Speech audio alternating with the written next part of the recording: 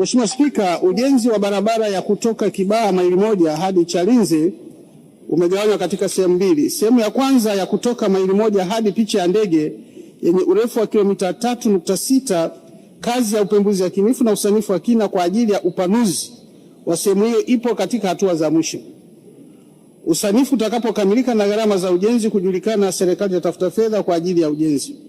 Sehemu iliyobaki ya kutoka picha ya ndege hadi Chalinze yenye urefu wa kilomita 78.9 itatekelezwa kwa njia ya ubia kati ya serikali na sekta binafsi, yani PPP, na kwa sasa taratibu za manunuzi ya kumpata mbia zinaendelea. Asante Mheshimiwa Spika. Mheshimiwa Hawa. Nakushukuru Mheshimiwa Spika kwa kunipa nafasi ili niweze kuuliza maswali madogo mawili ya nyongeza. Pamoja na majibu mazuri ya Mheshimiwa Naibu Spika, nitaomba nikuulize maswali mawili madogo ya nyongeza. Barabara ya Kibaha Mlandizi hadi Chalinze imekuwa na foleni kubwa sana isiyomithirika, tena ni ya mara kwa mara. Je, ni upi mkakati wa muda mfupi wa serikali kuhakikisha tunamaliza kadhia hiyo ya foleni? Lakini swali langu la pili, fursa ya mageuzi makubwa ya bandari yetu ya Dar es Salaam imepelekea usafirishaji wa mizigo mingi kupitia barabara hii ya Morogoro na kusababisha foleni kubwa sana. Sasa ni lini serikali itaanza kutekeleza mradi wa Chalinze Morogoro Expressway? Asante Mheshimiwa Spika. Spika, nashukuru sana kwa kunipa nafasi hii, na naomba nianze kwa kumpongeza Mheshimiwa Naibu Waziri kwa majibu mazuri sana aliyoyatoa kwa waheshimiwa wabunge kwenye swali la kwanza. Na katika swali la Mheshimiwa Hawa Mchafu Chakoma, mbunge wa viti maalum mkoa wa Pwani, linalohusu Kibaha Chalinze. Mheshimiwa Spika, mambo mawili. La kwanza ni upi mkakati wetu wa muda mfupi? Tumekubaliana katika Wizara ya Ujenzi, tunayo barabara ya zamani ambayo mara baada ya kutengeneza barabara mpya tuliiacha.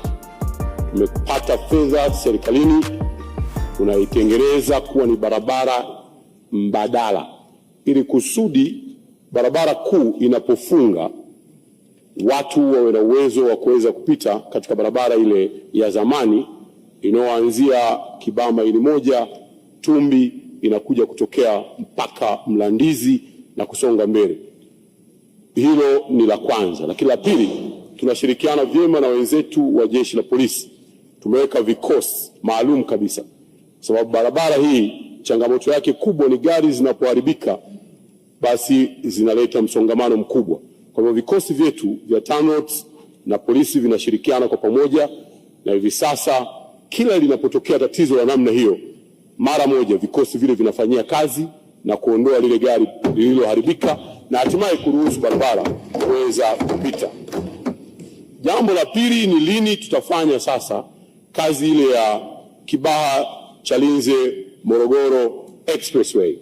Mheshimiwa Spika, tunashukuru sana kwa miongozo mikubwa na mizuri ya Mheshimiwa Rais Daktari Samia Suluhu Hassan.